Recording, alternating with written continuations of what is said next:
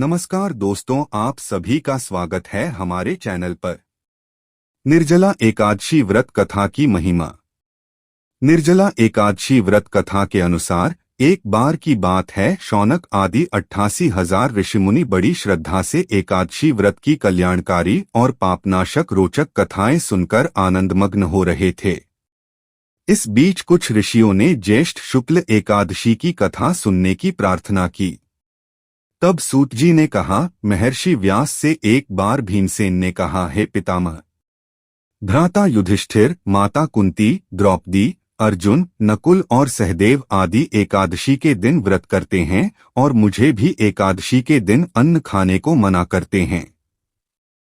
मैं उनसे कहता हूँ कि भाई, मैं भक्तिपूर्वक भगवान की पूजा कर सकता हूँ और दान दे सकता हूँ, लेकिन मैं भूखा नहीं रह सकता। इस पर महर्षि व्यास ने कहा, हे भीमसेन, वे सही कहते हैं। शास्त्रों में कहा गया है कि एकादशी के दिन अन्न नहीं खाना चाहिए। यदि तुम नरक को बुरा और स्वर्ग को अच्छा समझते हो तो प्रत्येक माह की दोनों एकादशियों को अन्न न खाया करो। महर्षि व्यास की बात सुन भीमसेन ने कहा, हे पितामह, मैं आपसे पहले ही कह चुका हूँ कि मैं एक दिन तो क्या एक समय भी भोजन किए बिना नहीं रह सकता, फिर मेरे लिए पूरे दिन का उपवास करना क्या संभव है।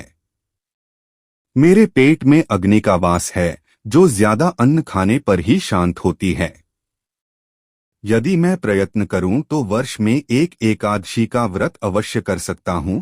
अतः आप मुझे कोई एक ऐसा व्रत बताइए जिसके करने से मुझे स्वर्ग की प्राप्ति हो सके। भीमसेन की बात सुन व्यास जी ने कहा, हे पुत्र, बड़े बड़े ऋषि और महर्षियों ने बहुत से शास्त्र आदि बनाए हैं। यदि कलियुग में मनुष्य उनका आचरण करे तो अवश्य ही मुक्ति को प्राप्त होगा। उनमें धन बहुत कम खर्च होता है।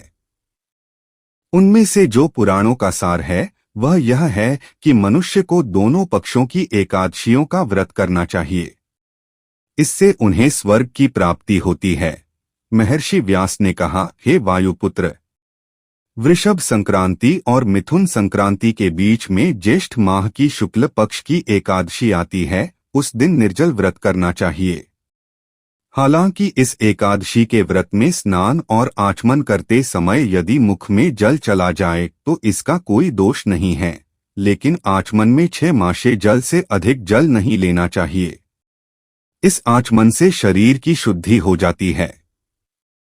आचमन में 6 मासे से अधिक जल मद्यपान के समान है। इस दिन भोजन नहीं करना चाहिए। भोजन करने से व्रत नष्ट हो जाता है। सूर्योदय से सूर्यास्त तक यदि मनुष्य जलपान न करे तो उससे 12 एकादशियों के फल की प्राप्ति होती है। द्वादशी के दिन सूर्योदय से पहले ही उठना चाहिए। इसके बाद भूखे ब्राह्मण को भोजन कराना चाहिए। इसके बाद स्वयं भोजन करना चाहिए। हे भीमसेन, स्वयं भगवान ने मुझसे कहा था कि इस एकादशी का पुण्य सभी तीर्थों और दान के बराबर है। एक दिन निर्जला रहने से मनुष्य पापों से मुक्त हो जाता है। जो मनुष्य निर्जला एकादशी का व्रत करते हैं उन्हें मृत्यु के समय भयानक यमदूत नहीं दिखाई देते, बल्कि भगवान श्रीहरि के दूत स्वर्ग से आकर उन्हें पुष्पक विमान पर बैठाकर स्वर्ग को ले जाते हैं। संसार में सबसे उत्तम निर्जला एकादशी का व्रत है। अतः यत्नपूर्वक इस एकादशी का निर्जल व्रत करना चाहिए। इस दिन नमो भगवते वासुदेवाय इस मंत्र का उच्चारण करना चाहिए। इस दिन गौदान करना चाहिए। इस एकादशी को भीमसेनी या पांडव एकादशी भी कहते हैं। निर्जल व्रत करने से पहले भगवान का पूजन करना चाहिए और उनसे प्रार्थना करनी चाहिए कि हे प्रभु, आज मैं निर्जल व्रत करता हूँ, इसके दूसरे दिन भोजन करूंगा। मैं इस व्रत को श्रद्धापूर्वक करूंगा। मेरे सब पाप नष्ट हो जाएं। इस दिन जल से भरा हुआ घड़ा वस्त्र आदि से ढककर स्वर्ण सहित किसी सुपात्र को दान करना चाहिए। इस व्रत के अंतराल में जो मनुष्य स्नान तप आदि करते हैं उन्हें करोड़ पल स्वर्णदान का फल प्राप्त होता है। जो मनुष्य इस दिन यज्ञ होम आदि करते हैं उसके फल का तो वर्णन भी नहीं किया जा सकता। इस निर्जला एकादशी के व्रत के पुण्य से मनुष्य विष्णुलोक को जाता है।